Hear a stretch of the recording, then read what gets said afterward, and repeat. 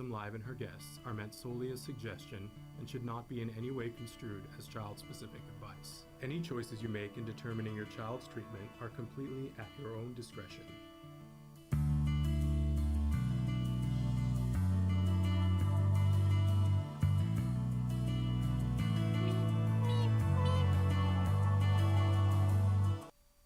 Good morning and welcome to Autism Live. I'm Shannon Penrod, proud pony, and I am so excited about today's show.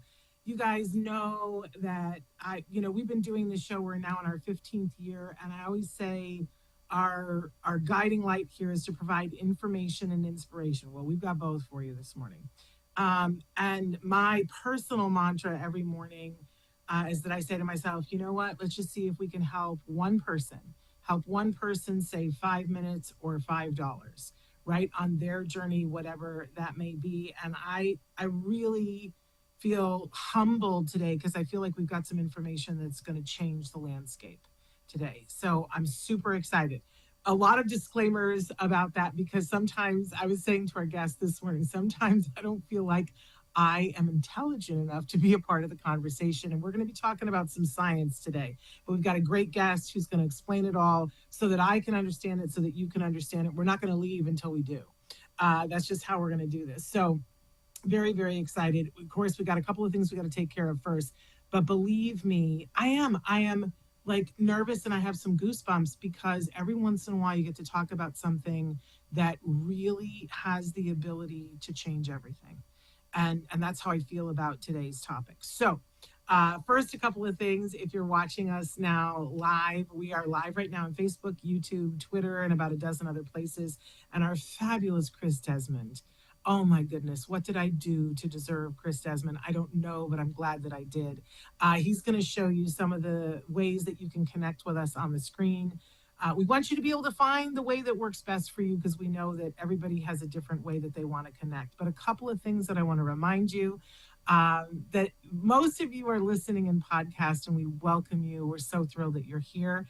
It's a free download wherever you get your podcast, but just be aware of the fact that, there's no such thing as free lunch, right? They say that. So when you're getting it for free, you're going to hear some advertising. That's how we defray the cost of the free download. So I hope you embrace that. I hope you go, yay, they're paying for it, so I don't have to.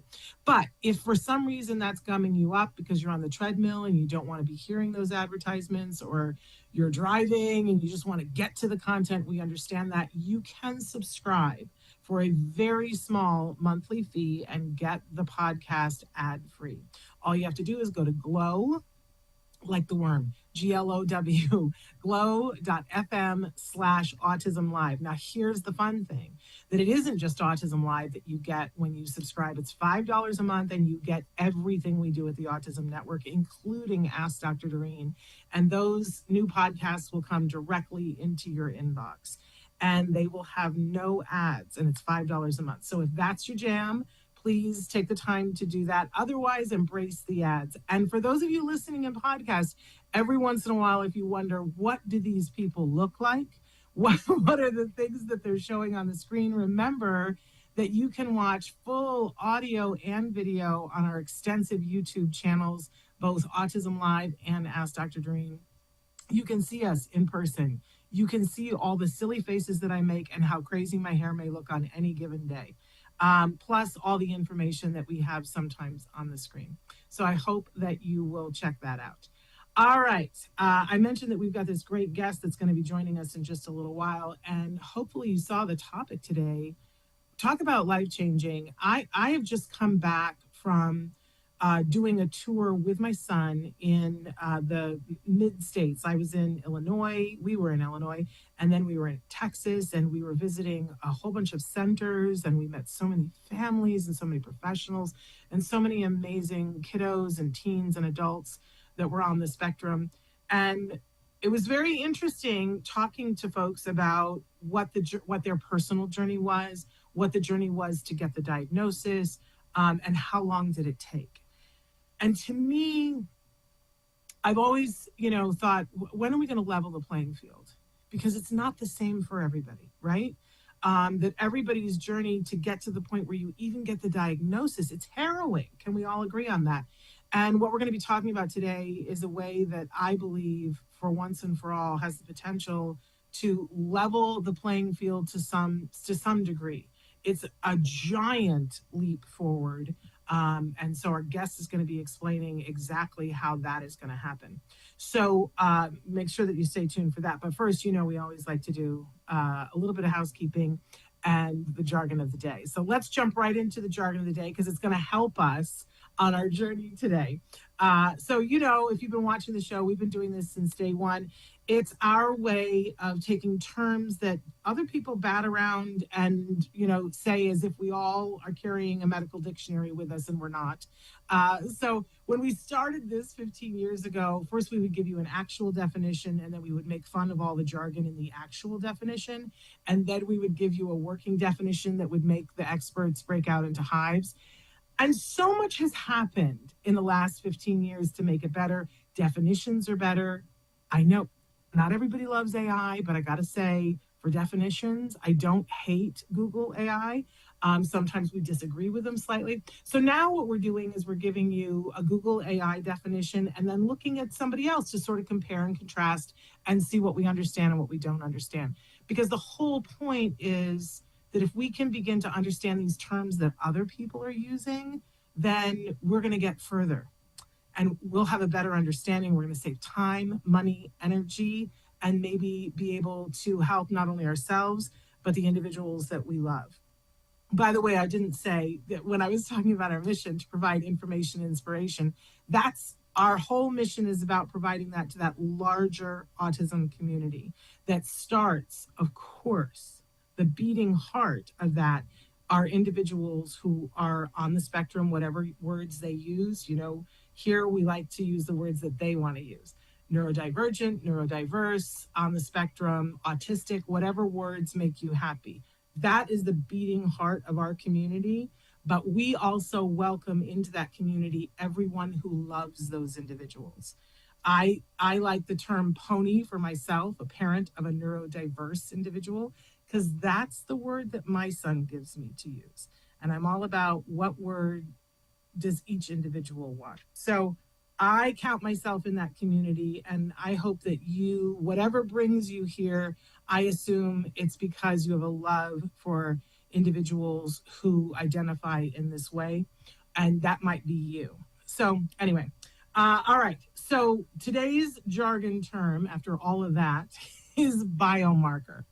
Now, I don't know about you, but I walk through my life, and this is not a word that comes trippingly off of my tongue on a Tuesday. It just isn't. I'm not talking about biomarkers on a regular basis, but today we're going to talk about biomarkers. So let's take a look first at what our Google AI definition says. A biomarker is a measurable biological indicator that provides information about a specific health condition, disease, or physiological process. It can be a substance, such as a protein, a gene, or a metabolite, or a characteristic, such as a vital sign or an imaging measurement. This is what Google AI says to us.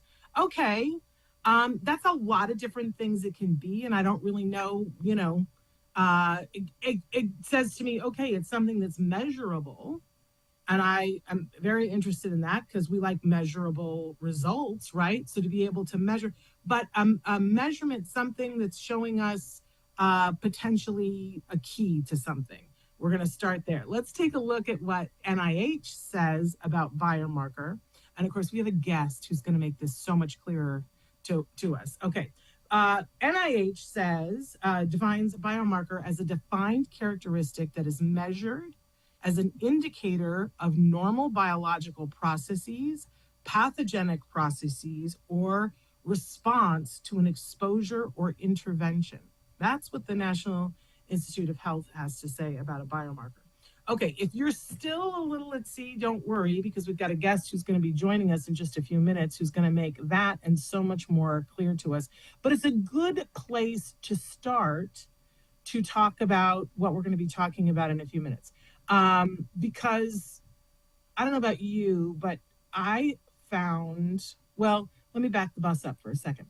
When my son was on his journey before we got the diagnosis, I found it very interesting that I started to see some differences in my son that I was concerned about, that I felt I don't know what's going on. I was a first time parent, but I had been an aunt. I had seen a lot of children go through early development. I had taken psychology classes about early childhood development because I had intended to be a parent, right? So I had an idea of what I thought I was going to be seeing, and my son's journey was different. And I started asking questions, and I asked the questions of all kinds of people. I asked my friends, I asked my mother, I asked my sister, who at the time was working with individuals on the spectrum. I certainly asked my pediatrician, right? And it did not give me a pathway. None of those things gave me a pathway to getting a diagnosis. None of them. Even my pediatrician, like a lot of you, I know you shared this story with me. We've talked about this before. My pediatrician poo-pooed me and said, "Oh, you're just a late in life mother. He's fine. He's a boy. Boys talk later." All the nip, dip, dip, dip, dip that we've heard from people that did not help us to get where we needed to get, right? And then when I finally, had enough concerns because my son was making no eye contact and had not spoken, had lost all of his language, and was engaging in a lot of challenging behavior, I finally got around someone who could say to me, "You need to go get a diagnosis," right? And my personal journey was that I had help telling me who to call, and I was given an appointment. I said, "I need the first available appointment." And they told me 3 months. You're going to have to wait 3 months. Now, at the time, I did not know that that meant that I was very lucky. 3 months, when people are telling you early, by this point, I'm Googling everything online about autism that I can find, and everything tells me early intervention is key. This horrible, horrible mindset of telling people early intervention is key and then saying to them, "So now that you're interested, now you need to get in line to get a diagnosis, and you have to wait. You're going to tick away the time that we just told you was vital and important." For me, that was 3 months, and it was excruciating. But as I was going through Illinois and Texas, I was hearing stories of up to 2 years. And this is unconscionable, absolutely unconscionable. I can't imagine the state of mind of a parent. I know what it was like for me, the 3 months, and I always say that it was, debilitating, to wait for 3 months. But to be told to tell a parent you're going to have to wait for 2 years, it's unethical. Like, there are many worse words, that I can think of that I'd like to say, but as my grandmother would say, I'm a lady. I'm not going to say that today. But you know what I mean. This is absolutely terrible. And this is what we're going to be talking about today, about some groundbreaking new technologies, some new advances that are going to change this. So I want you guys to buckle up, because we're gonna be in the front row of the classroom today, and we're gonna learn some amazing things. But before we do all that, before we bring our amazing guest in, it's that time of year, you guys, where we talk about the All Ghouls Gala. There's two things that we're working on in the shadows right now. We're working on the All Ghouls Gala, and of course, we're working on the toy guide. I know it's August for everybody else, but in my head, it's Halloween and Christmas. Uh, so, so much more about the toy guide. Oh, we have some amazing toys that have been sent to us, and I can't wait for the Festival of Toys to show you guys. But before that, we're going to have the All Ghouls Gala. This is the amazing fundraiser for Autism Care Today. Autism Care Today gives grants to families for the things they ask for. So I know there's a lot of wonderful charities out there that give away iPads. That's fantastic.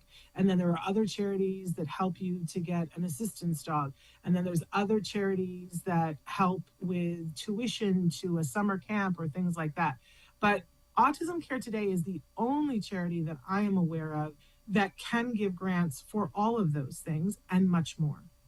So, for instance, they give grants for copays or for medical testing, things of this nature. It's a wonderful, wonderful charity that I've been involved with for almost 20 years now. And of course, it was founded by Dr. Doreen Granpeesheh, which, if you watch Ask Dr. Doreen, you're very aware of the mission that she is on to provide help to people where they need it. And they have been doing this for many years. So, the big fundraiser of the year is an amazing adult Halloween party. It's called the All Ghouls Gala. This year is the fourth annual. It's a star-studded event. We have celebrities that walk the red carpet, tons of amazing influencers in Los Angeles, and it is a great fundraising event. But more than that, it's a party off the chain. We always say we put the fun in fundraising. So take a look. Before we have our guests join, we're going to show you a brief. I will say, keep the kiddos out of the room. It's a little scary because it's the All Ghouls Gala. So take a look at this piece of information. It's that time of year when everyone gets all dolled up. They put on their best face, and they bring a friend to the fourth annual All Ghouls Gala that raises funds for autism care today. Mark your calendars for the 25th of October. It's going to be a real scream. And prepare to run to get your tickets before they're all gone. Okay. We do expect that it will sell out early this year. So it's a limited number of tickets. So the tickets are not yet on sale. And I think we're finding out in the next couple of days. They usually go on sale around the 1st of September. And I do expect for them to sell out well before the event on the 25th of October. So it's a very reasonable price, you guys, to come. If you are in the Los Angeles area, or you've always wanted to come to Los Angeles and you want to meet amazing, amazing people, I know sometimes we do red carpet coverage and you guys will write in and go, I want to be there, I want to be there. This is the one, not to be missed. So we'll keep updating you. But tickets are going to go on sale very soon. And even if you're not in the Los Angeles area, please, it's a wonderful charity to donate to. You can also purchase a ticket and then and you can specify and say, give this to individuals on the spectrum. And believe me, they would love to be scholarship to come to the event. Or you can say, give it to parents. I will find those people for you. If you want to gift some tickets to somebody else. We've had people do that in the past, and it's been some amazing stories that have come from that. It's a really good time. I hope that you will come and fundraise with us because it's a very fun time. All right. So now it is time for us to finally, we've been teasing this topic all morning. I want to talk to you a little bit about our amazing guest, Manish Arora. He is the founder and CEO of Linus Biotechnology. He's also a professor and vice chair of environmental medicine at the Mount Sinai School of Medicine. His research focuses on developing biomarkers for neurological health outcomes and has been recognized by national and international honors, including an award from the president. He is the author of the book Environmental Biodynamics, more jargon for us to talk about, a new science. So I'm so excited about this guest, you guys. Let's welcome to Autism Live for the very first time, Manish Arora. Manish, I'm very excited to have you with us. Thank you for honoring us with your presence. Shannon, thank you so much for having me on your show. Such a pleasure. Well, I am very excited to talk about some things that you have going on, and I'm not quite sure where to start, but I guess I want to start with you and who you are. I guess the best place to start, we had the word biomarker. Is there anything that you want to add to what was said there? Anything that we got wrong? Anything that you want to correct? Everything you said, and you had such good, sources to reference is correct. What I would add here, and that's the professor in me, is to just make it a little bit clearer to the audience who are, not scientists. So think of a biomarker, and where does the word come from? It comes from biology and a marker of our biology. So think of a biochemical test. If you ever get tested for diabetes, well, that's a biomarker whether the disease is present or not. Right?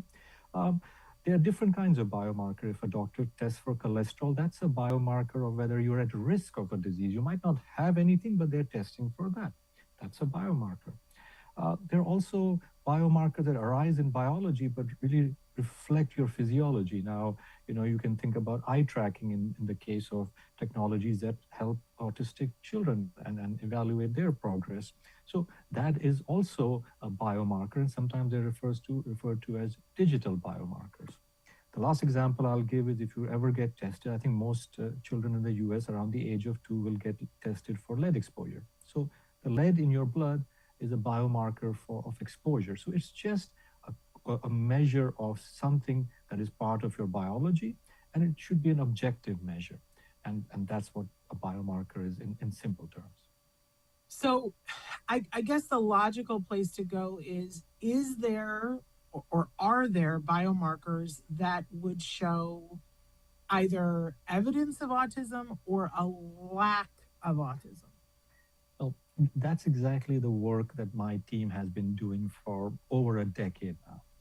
So we developed a panel, which we call the biomarker. It's a panel of molecules, and later on I'll go into more detail about what those molecules are. But what they achieve is exactly what you said. It's meant to rule out autism with a high level of accuracy. So let's say you have a young child, and this biomarker is effective from 1 month onwards. So a child even as young, a baby of 1 month, and this test that we have developed uses a single strand of human hair. So you don't have to pull it, you just clip it with some scissors. You can even do it while the child is sleeping. And all I need is one strand.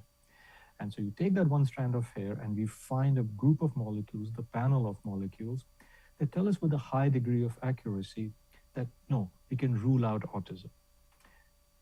Why do we want to rule out autism? Well, a lot of children are misdiagnosed. I as you asked me, what is my, who am I?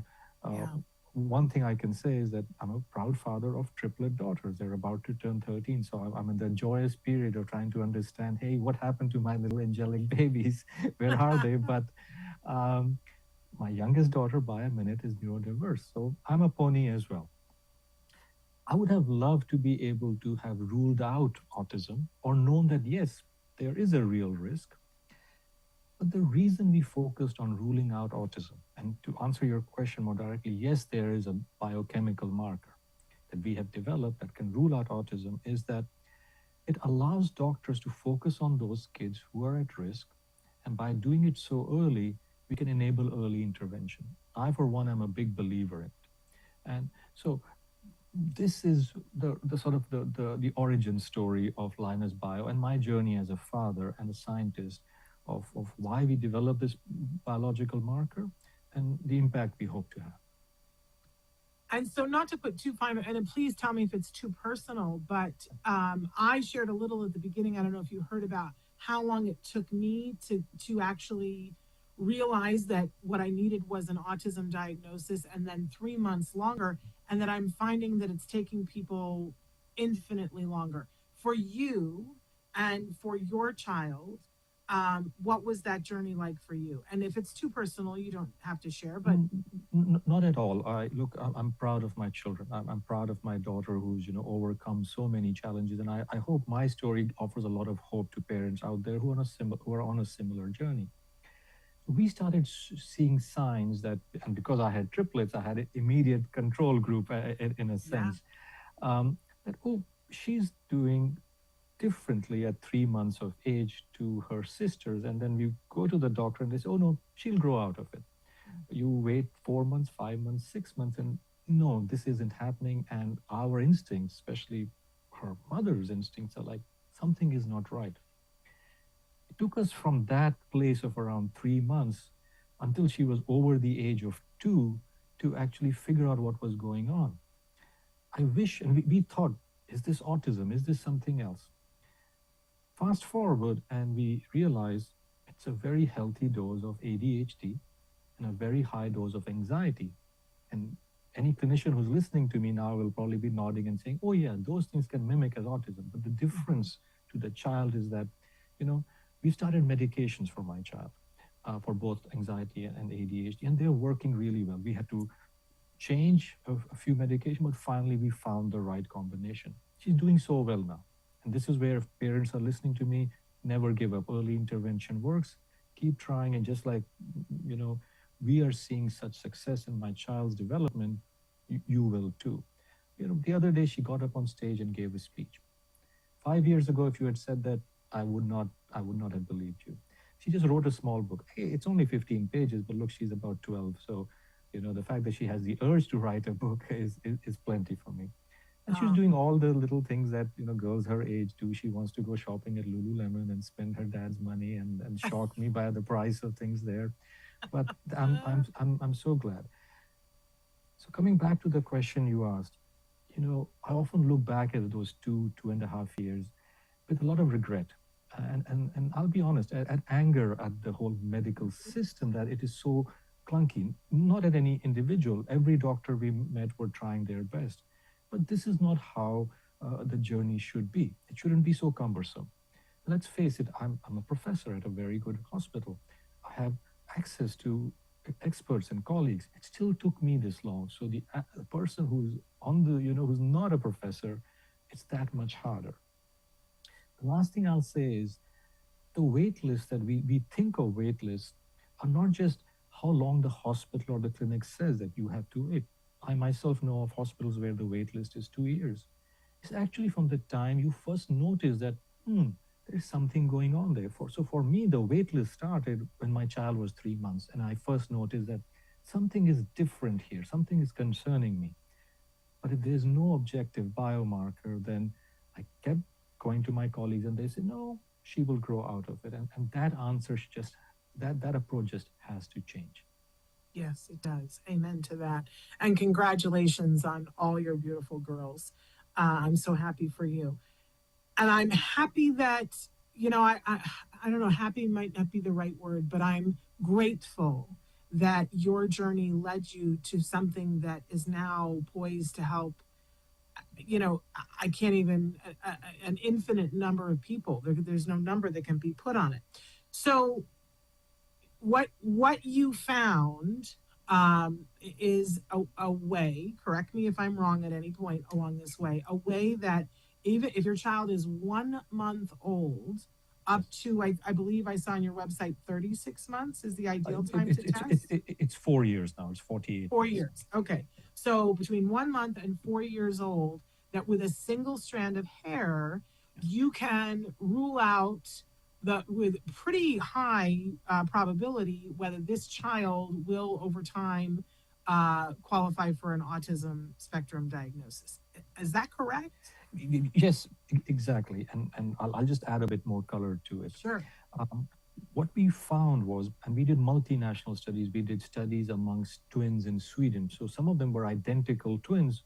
One child gets an autism diagnosis, the other twin does not. And so we even control for genetics. We just finished a statewide study of almost 1,000 families in California. We've done a study in a very poor community in Mexico, in Japan, in New York. So from this multinational work with, you know, really brilliant collaborators of mine, we found that there is a biochemical signature that is hidden in the time dimension. I'll come back to what I mean by the time dimension in a minute, but from a parent's perspective, you're just taking a strand of hair at home, no need for a clinical visit, no need for a blood test, it's completely painless. You just mail it to us in regular mail, and we find these chemical signatures in there, and they're very accurate at telling us this person does not have autism. And the obvious question is, why are we focusing on that? From the earliest stage, my research team's moral compass was, hey, you know, we want to be the support act. The main show here, the main actors here are the families and the doctors. So we want to empower doctors, we want to empower families with this critical piece of information so that it allows doctors to make the best decision. If you are going to get an autism diagnosis, it should be from your doctor. It shouldn't be a PDF that you get through an electronic system.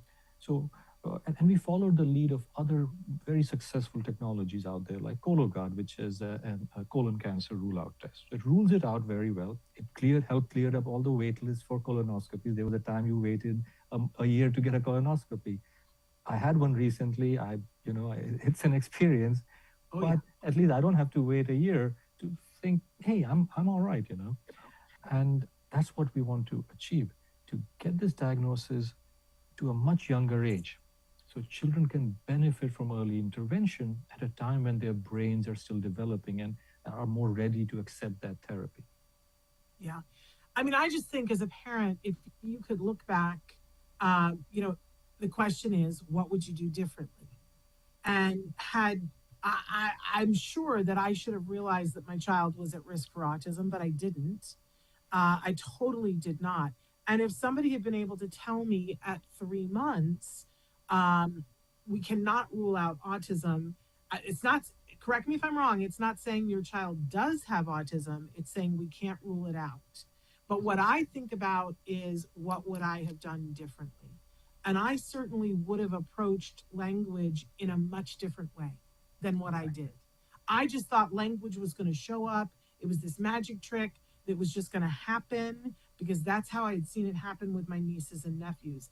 And when it was, and for a while, I have to be honest, for a while, it was showing up. But when it started to slip, I would have done things entirely differently. And when my pediatrician said, "Oh no, he'll grow out of it," I would have gone immediately for a second opinion. I really would have. And I would have charged her. I would have said, "No, think again, because we have this test result and I have a concern." And maybe I wouldn't even have had to get a second opinion. So this is why I got so excited this morning, because I see the power of this, and it puts the power back in parents' hands instead of being in this no man's land. Did I get anything wrong? No, look, this is absolutely right. And we've had so many families, and they've spoken to me, and they've said pretty much what you have said, that by knowing early that their child might be at higher risk of autism, they've started reaching out to different therapists. What can we do now? This has also encouraged professors, scientists, therapists to develop new therapies that can now be applied even at the toddler stage, at a much younger stage, when we all know our children's brains are most malleable. They're hungriest to learn language and these new skills in the first year of life. And the average age of diagnosis in the US is stuck at 4 years. So we've always been missing that critical window of opportunity. So it encourages parents to focus on that and start exactly doing what you said, looking at how we can help this child if autism diagnosis is more likely. The other thing it does is it also, if you are living in an under-resourced area, we are working with groups in states like Mississippi and New Mexico, where, yes, there is a shortage of clinicians. Then you get your child, even if there is a wait list and you have no other option, at least you're getting your child on that wait list much sooner. So if the wait list is 6 months long and you get your 3-month-old on that wait list, then you get that diagnosis, or you get to see your doctor when they're 9 months. You can start thinking about therapies there. But if you do it at 9 months, then you have to delay it by that much. So there are all these additional benefits. And lastly, I know that's not really the topic of the conversation today, but I'll just mention this one other piece, that now that we have a biochemical marker for autism, pharma companies want to work with us and say, hey, now we have a way of trying different compounds that might help not all of the autistic traits, not all of the challenges autistic individuals are going to face, but help improve some of those comorbidities. Mm-hmm. So I won't go too much into that, but it opens up that avenue as well. It's so far-reaching. My brain just goes crazy, because over 15 years we've been interviewing people at different points in their research, and I remember before insurance was paying for intervention, that there was a study that was being done. And of course, I cannot remember. I'll have to go back into our archives to see who it was I talked to, but they were taking children that were a year and a half old who were at risk for autism because they had multiple siblings that were on the spectrum. So they didn't have a biomarker test, but they knew, these children are more likely. So we're just going to, and they had already started to show a couple of symptoms. So they started working with them at a very young age. And the amazing thing was, those children didn't end up converting to autism because they got intervention. And so they didn't fall behind. And that is, I've never forgotten that, but that kind of research went by the wayside. It was one of the victims of getting insurance funding, because in order to fund the early intervention, insurance says you have to have the diagnosis first before you start to do something.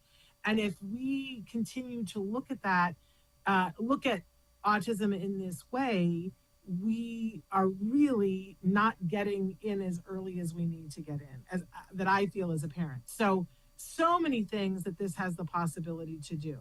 So maybe if we can go back to, because I got to be honest with you, when we talk about looking at just one strand of hair and what that could possibly tell us, it's mind-boggling. And there are some people that are skeptical. Like it sounds a little like, oh, is it, airy fairy? Is it mumbo jumbo? But I read something interesting on your website that you guys were talking about. You said that human hair has two components, a sensor and a hard drive. What is that about, Manish? Tell me about that. That blew my mind. Absolutely. And I encourage everyone to have that healthy skepticism, as all scientists are trained to do, but every parent should be, read the literature. And we have published extensively. And the core technology, the core platform for the autism biomarker, we went to the FDA. The FDA gave us breakthrough designation. What that means is the FDA says this is the first technology of its kind that can detect autism this early. And again, I want to be perfectly honest that this is not full FDA designation. It is breakthrough designation. And most tests in the US are regulated under a different scheme, also overseen by the FDA, called CLIA. And we have clear regulatory approval in 49 states. The reason I'm saying that is so people know that this has been through a lot of scientific diligence. How does this work, and why do we call it a biological hard drive or a sensor? So I'm going to take a 30 seconds to just describe a core concept. If you've ever seen a tree that has been cut down and you see growth rings in that tree, you'll say, oh, that's year 1, that's year 2, that's year 3. If you see a ring that, let's say, you count to 7, that is a little bit irregular or a little bit thin, you'll say, well, something happened 7 years ago. Maybe there was a drought and this tree got sick. Human hair also grows incrementally like this. So we built robots with a group in Japan that take a hair, make it perfectly straight, and open it up like a book. Now you can imagine some people have very curly hair. When I had hair, it was a bit curly. I miss those days, but that's a different discussion.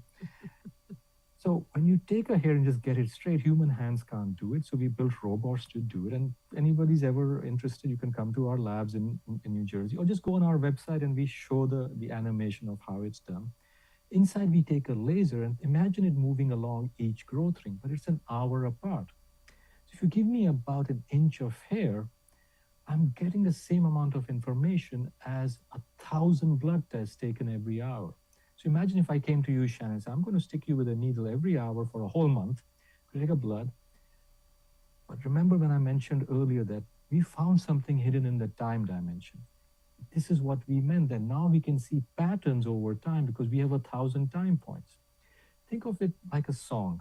If I just played 1 millisecond of the music, you wouldn't be able to tell me what song that is. But if you hear a few seconds, then you would know. I'm a Springsteen fan, so I often in my lectures will play one tiny little snippet of a Springsteen song and nobody knows it. And I play the whole.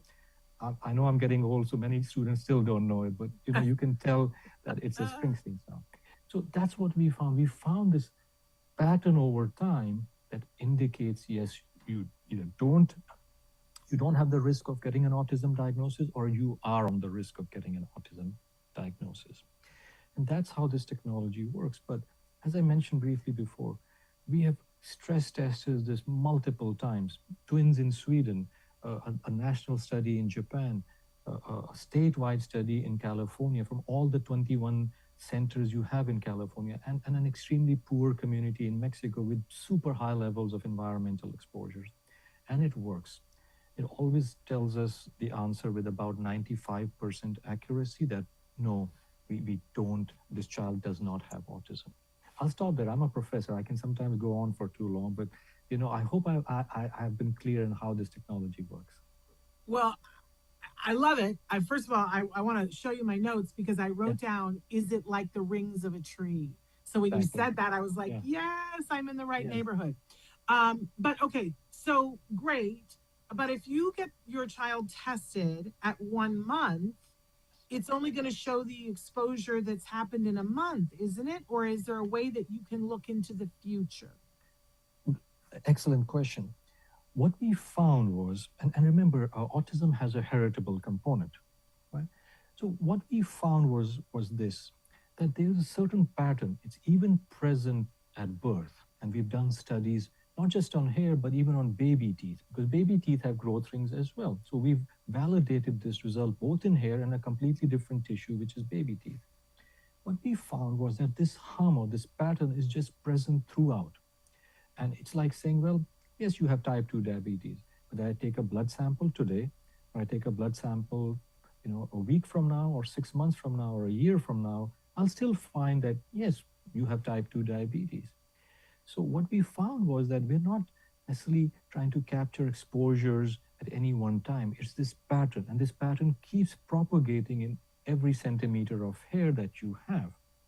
Second thing I want to clarify is that we're not just measuring environmental exposures. Yes, many of the things we measure come from the environment, including certain things that are bad for us, like lead or arsenic. However, what we're also measuring is how our body metabolizes them. So think of this more like a metabolism biomarker. So it's saying, look, your metabolism continues to show this pattern. And we've seen it in now 2,000 kids. When you have this pattern, you end up getting an autism diagnosis somewhere in the future.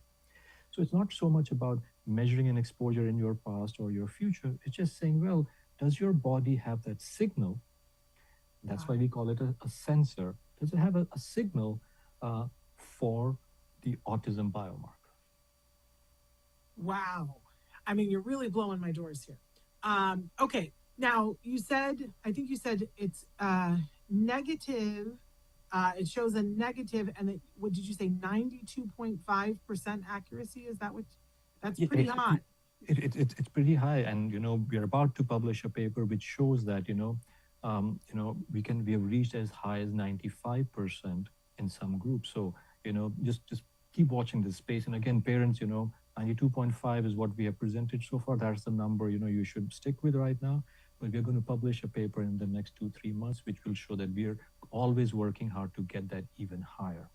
Absolutely. So we want to be very accurate. We don't want to miss anybody. And we always tell families, when we say, look, it's ruled out, we are quite confident it's very accurate, but keep watching your child. You're your child's, you're your child's doctor in a sense. Parents know their child so well. Come back to us, if you still feel like, hey, and we can always repeat the test. And when you repeat the test 2 times, the chances of missing someone who actually has autism become very, very low. It's just a probability thing. If you roll a die and you get 6 twice, that you're pretty certain something is going on there. Okay, so you're really doing a good job of identifying who doesn't have it. But if the tests come back and you don't get a negative, do we know what the likelihood is that your child will end up with a diagnosis, or is it too early to tell? So, and excellent question. And so let me give you the background on these, this new class of tests that are coming out. You might have heard of these liquid biopsy tests for multiple cancers. So you just take a single drop of blood and it will, or not a single drop, but a single tube of blood, and they will test for about 100 different cancers, and they'll say, no, you don't have any signal for this. Or, hey, we can't rule it out. The reason we don't deliver an autism diagnosis just based on the lab test is, first of all, it's a spectrum. It's not just a yes-no answer. When it's a no, you're not on the spectrum, that's helpful. But when it's a not-no, that's kind of us saying it might be a yes. We really want to bring the doctor in. The clinician must observe them. There are excellent tools that have been developed for clinicians to use and objectively account for the child's behavior. And the clinician uses our biomarker information and their clinical tools to give you an answer. The most common example that we've all experienced, at least at my age, is a cholesterol test. A doctor doesn't just tell me, oh, you've got heart disease based only on the cholesterol test. Cholesterol test is one piece of information. If it's high, the doctor is concerned, but they also bring in their clinical expertise. And we thought that is the best approach when it comes to autism. We're not trying to replace doctors. Again, as I said before, we are the support act. We want to empower that relationship between families and doctors, and now they have this additional tool. In a simplest sense, if you have a lot of kids on your wait list, let's say you're a hospital system, only 30-40% of them will actually get an autism diagnosis. The rest of the people are actually in the wrong wait list. We can remove those folks and say, hey, you are in the wrong wait list. Maybe you need language therapy. Maybe there are developmental delays, but you shouldn't be clogging up the autism system. So then the doctors can focus on those kids we have said, look, they're at higher risk. Look here, start helping them. So that's the core idea behind what we have developed. Wow, I hadn't even thought about that aspect of it. That's amazing. But you're right now, it's from 1 month to when they're 4. 48 months. Is there a reason, and is the plan to continue past 4, or is there a reason why it's less effective after 4? Right now, if people go online, there are all these online questionnaires that they give adults saying, do you want to know if you're on the autism spectrum? And I just want to say these are highly inaccurate. I have taken the test and it said that I had profound autism. And I can assure you, Dr. Grampuchet has assured me I am not on the spectrum. So, that's my personal experience, but I've seen a lot of people take them and get it wrong. But I see so many adults or teenagers that the parents are waiting. Is there a path to eventually having it be everyone, or is that just not a possibility? No, that is the ultimate vision, to have this as a national screening tool. Now, think about what happens when a baby is born. We prick their heel and take a little drop of blood on that circular filter paper, we call them neonatal blood spots or the Guthrie card. And we run a genetic screen for many different conditions. Well, they barely account for about a percentage at a population prevalence of a percentage of conditions, or conditions that would impact a percentage of our population. Well, we know about 3% of our population now will eventually or will have an autism diagnosis. So why can't we run this as a national screening program? In fact, we got an economist to run a model, and it showed that because early intervention is known to be effective, as you had said before, that if we roll this out as a national screening tool on every child as soon as they reach 1 month, you'd actually end up saving $1 billion a year. Now, this is a model. We want to collect actual data. And I want to go to the administration in Washington and say, hey, this is not about me asking you for money. This is about me helping families, helping doctors, and saving the government money by directing early intervention to those kids who really need it and doing it earlier. You mentioned a study that you were struggling to remember, but I don't know if it's this one, but I remember Catherine Lord's group published a study a couple of years ago. They compared 18-month-olds and 27-month-olds and said, let's deliver therapy to both of them. And the 18-month-old did better. Even that 9-month difference, if you're 9 months earlier, you do better. So imagine if we could develop therapies that could be applied at the age of 3 months or 6 months. And we could train families, moms and dads, to just make it part of their daily routine. And the child would be so much better off that eventually when they did need care at hospitals where you rely on government dollars and Medicaid, the need would be so much lower. So overall, everyone's better. Families are better. Doctors have more time to focus on the kids that they need to. As a public health system that's trained with limited resources, they would be better because now things are actually costing less. Absolutely amazing. So are we able to get this test now? If somebody writes in and says, I have a 2-month-old and I want to do the test, is it possible for them to do it, or are you still in the research phase? No, so the test is fully available. We have clinicians ordering it. You can even go to our website. It's called clearstrandasd.com. Clearstrand as in clearing the risk or giving you a clear sign that autism is not there, strand as in a strand of hair.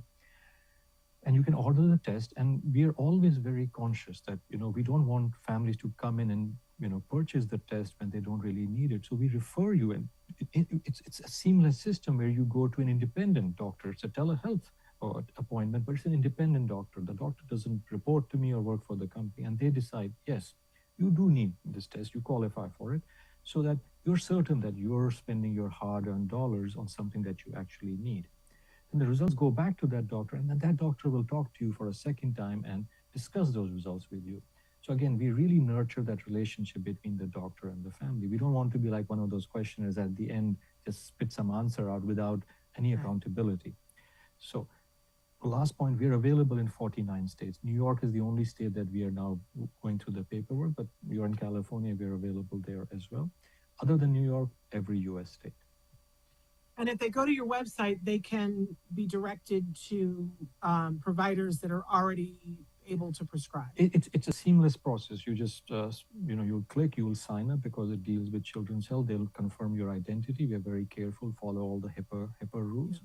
Then it'll give you immediately, in a 10-minute process, it will give you an appointment time, and then you will have that telehealth appointment with a specialist doctor who can then tell you, yeah, you actually, would gain from, or this test would be useful to you. You go ahead, you'll get a kit from us. Everything is done from home. There's no needles, nothing. You just clip some hair with a pair of scissors. We even say your child could be sleeping. Let's say your child is, on the more advanced end of the spectrum. You might just do it while they're sleeping. Put the hair in a tube, ship it back to us. No freezing, no chemical reagents, nothing to do. And then we deliver the answer within 3 to 4 weeks. So this is not about waiting months and years. We want to give you an answer in under 1 month. Amazing. Now it's fairly new days, right, for this. So I'm asking this. I'm afraid of the answer, but I guess I'm assuming that insurance is not yet paying for this. Not yet, but we are knocking hard against that wall because we know in the U.S. system of healthcare, having insurance coverage makes it so much more accessible. So that's why we keep doing more research, publishing more studies on clinical utility. We've done the core research, it's passed all the diligence milestones. Now we're doing all these studies to show that, look, it can work in a clinical setting. And we're making some headway. A few months ago, a small employer program accepted us and saying, okay, if you work for these employers, your employer will cover this test and they will pay for it. We partner with autism advocacy groups, and we often come out with things like, okay, we'll drop the price if you're a family in need. And so, we have a very good customer support service. If you just talk to them, hey, right now it's $749, but often we'll, during Autism Awareness Month, we said, look, forget the commercial aspects of this. Let's just do it at very low pricing at less than $500. So we're trying very hard to make it accessible. Again, this is not just a journey of a company or a corporate entity. It's me as a father, and as a very lucky father whose daughter is now doing so much better. So I really need to give something back, and this is my chance to do that. Okay, so we're on the path for this, but even I gotta say, $749 takes a lot of our breath away immediately, but being able to start things infinitely early. I know, I'm thinking back to when my son was just a year old, that money was scarce. Like we just didn't have money. But when I think of how much money we then needed later on when he was diagnosed, and when I think about, having more time, and for me, and I just want to say this because I know we'll get some mail about this. This is about making sure that your child has their best chance at being able to communicate. It's not about rewiring their brain, you guys. It's not about changing who they are. It's about giving them their best chance to be able to communicate, which I think is something that as parents, we all hold very dear. And so $749 to get a jump start on it. I always have ideas of how to fundraise. So if you're a parent and that's more than you can currently afford, no shame, because I would have had to fundraise that, but reach out to me. Let's talk about how you can fundraise. And I don't know, but I don't see why that isn't something that there could be grants for from Autism Care Today, that you could when the next grant phase, which I believe is going to be in October or November, that you could write in and ask for a grant for that. I kind of don't want you to wait that long, but I don't see why they couldn't do that. We'll talk to them about that. And let me just say it off the cuff, and I'm sure the accountants and the finance people in my company will give me a talking to after this. We want to be part of those initiatives. Let us help. So if you're going to do a fundraise, let us help by figuring out how we can lower our prices, right? So just, talk to us. We've done this with other advocacy groups. We can afford to do that for a few months. And so we will absolutely be good partners. And I fully agree. Right now, this price is very, $749 is what I like to say. That's real money. Most people, even I, would feel that, okay, I've spent some real money. The ultimate vision is to make it much, much more affordable. And that's where we're investing on robotics, bringing in all this efficiency and saying every dollar that we can save, if we just pass it on, the test becomes much more affordable. And then it travels further. It helps more and more families. Recently, the government of Japan and a private group in Japan said, can you come and help us? Their average age of diagnosis is even higher than in the US. It's closer to 6-7 years. So now we are trying to work on a national program in Japan. And I'll be flying there in 2 weeks to speak to professors at a major hospital, how we can roll it out there. So our vision is really a global one. We want to help. But absolutely, I want to be a good partner here. So Shannon, whenever you have that program, reach out to me. We will come to the party, let's say, and we will figure out how to make it more accessible. All right. Well, now you know that Manish or someone from his company is going to be at the All Ghouls Gala. Another reason why you should attend. We're almost out of time. So let's make sure that we get your website out there. What website do they need to go to? Because we've referenced it a couple of times. My bad for not making sure that we have it up on the screen. It should be clearstrandasd.com, and that's the autism website. The parent company, because we work on other conditions too, is linusbio.com.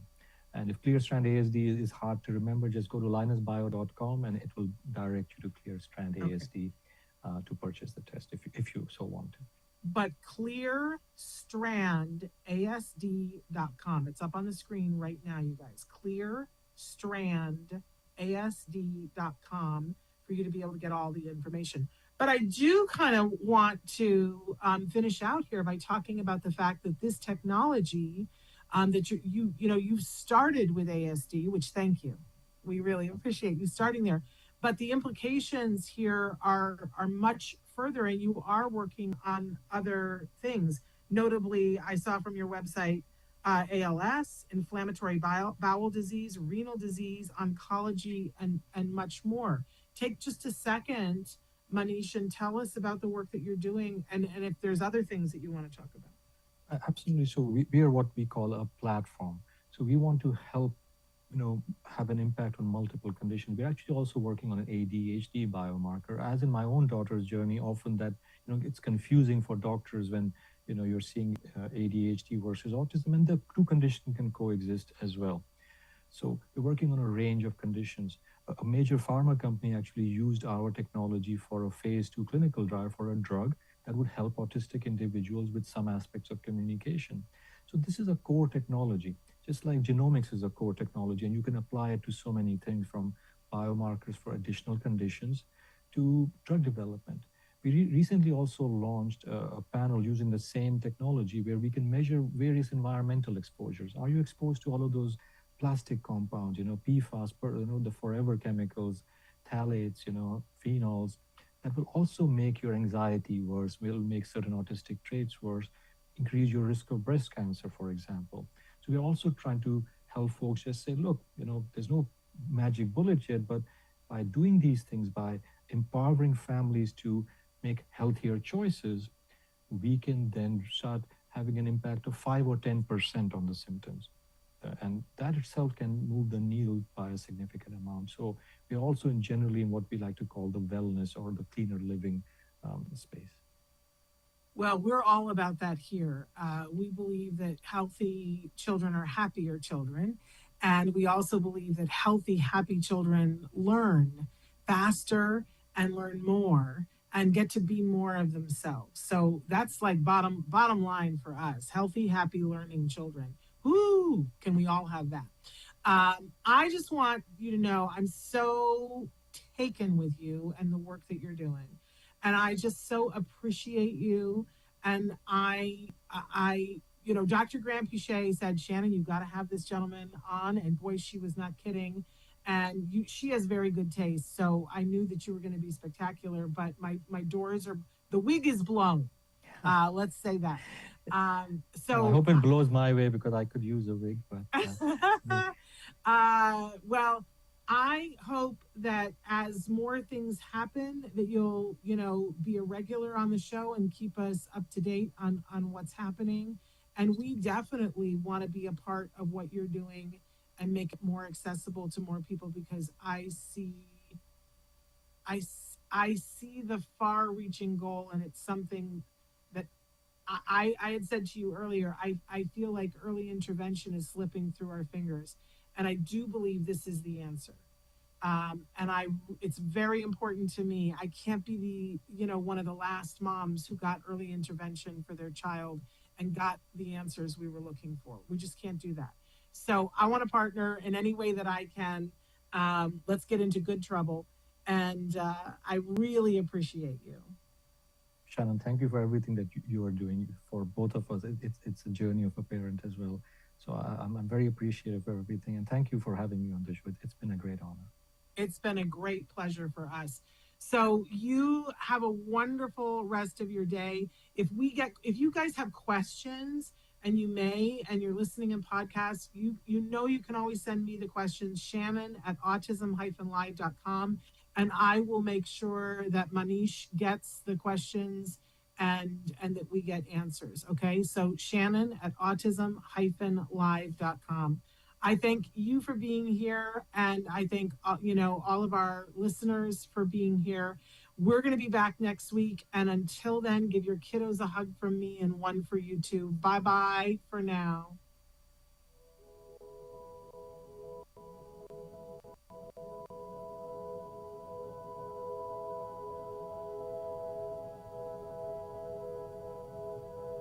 If you found anything helpful in this video, please give us a like. In fact, make sure that you smash that subscribe button on YouTube and give us a like on Facebook. You can also follow us on Twitter and on Instagram for important updates. And please download our free podcast wherever you get your podcasts. Thank you so much. See you next time.